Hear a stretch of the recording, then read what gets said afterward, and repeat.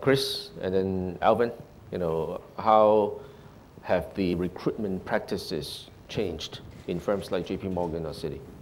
I guess we want to separate the experience, right, side versus the fresh grad side. I think fresh graduates, I think we're still, hiring.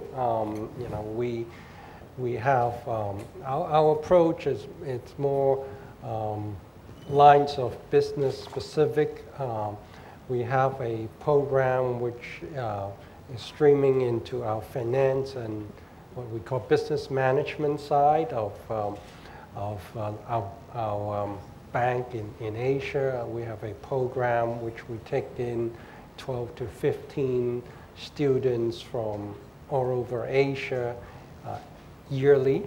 And we take in about 5 students from Hong Kong every year. And they, rotate for 2 years within the finance. Are you still hiring people in your department in investment and trading? Finance means financial control, by the way. Right. Yeah. And I think actually pretty much in line with what Andrew said. I think, for example, we hire 5 people in that area, and this year we're targeting to hire around 2 to 3 people. Right, so about 30 to 50. How about the front line? What I mean is the jobs that used to pay the most money to the employees. The front line, I think, what the key word there is, I think, redeployment of, just like capital, right? I guess there are people like structured derivatives, right? Credit derivatives. Those area, I think definitely we're not hiring people, we're firing a lot of people, right? But on the other hand, like David said, the plain vanilla side of the business, right? Like bonds sales, right? Just selling straight bonds, there is a pickup in demand, right? So we are going to hire people in those areas. I see. Right? So Alvin, I think you run a much wider spectrum of products. What's your view on this? I think in Citi, we have basically across the board, we have investment bank, private bank, corporate bank, consumer bank.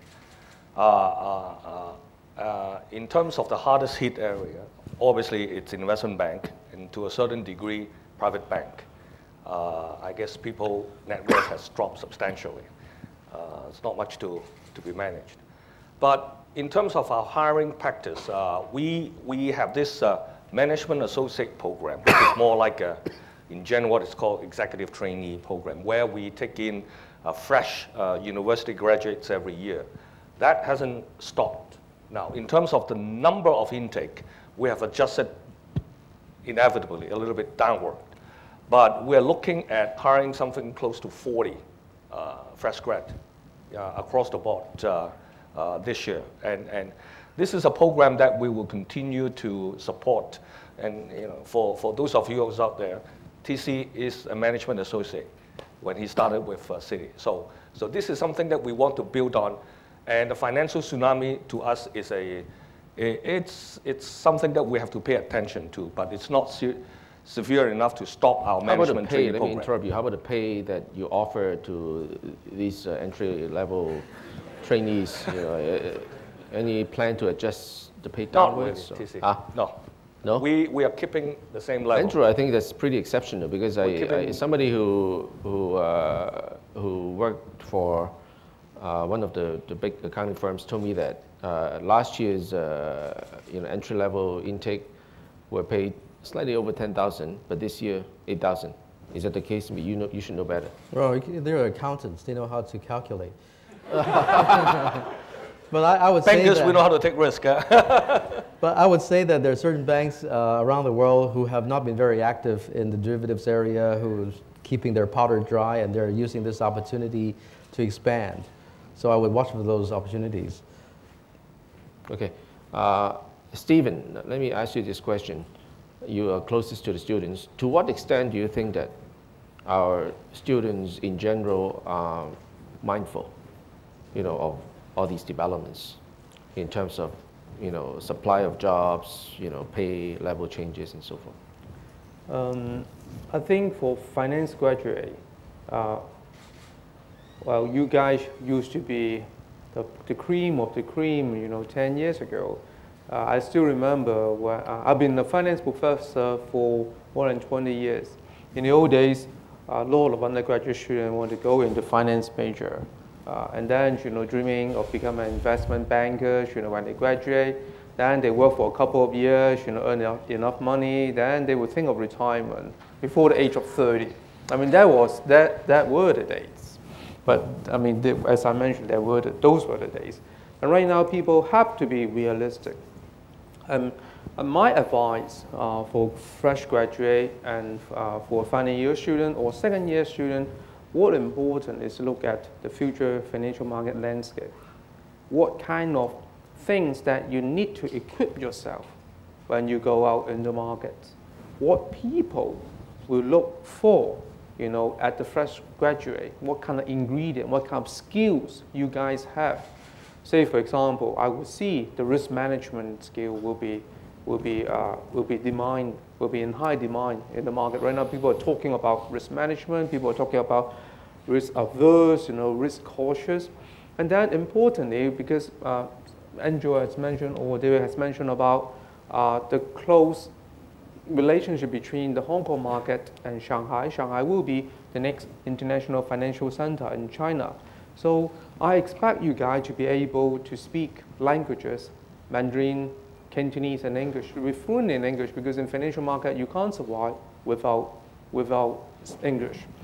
And importantly, you should be able to communicate with people, because in financial market, it's just like salesmen. You sell your products, and you need to communicate with people, and then you have to be confident as well. Dress properly, and these are the ingredients, and the financial market will expect from you as a future graduate.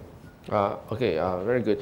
I know you don't represent all the universities in Hong Kong, but in your opinion, do you think the universities are coping with this change? In terms of preparing the graduates, right, to take on jobs that perhaps are more basic, they are more compliance, regulatory related, risk related.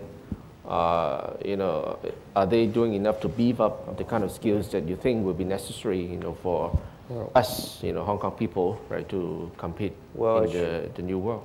Thanks. I mean, TC, as you mentioned that I'm not a very usual professor. I don't look like a usual professor. In the university, we do things 100 years as usual. Things are usual because we rely on government funding.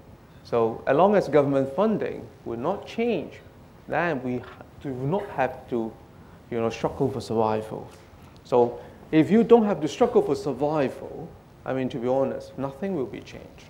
Because there will be meetings after meetings, dealing with crises. At the end of the day, there's no solution come out after the meetings. So, but importantly, within the school level, within the department level, I think, some of us, people like me, we're totally aware of the situation.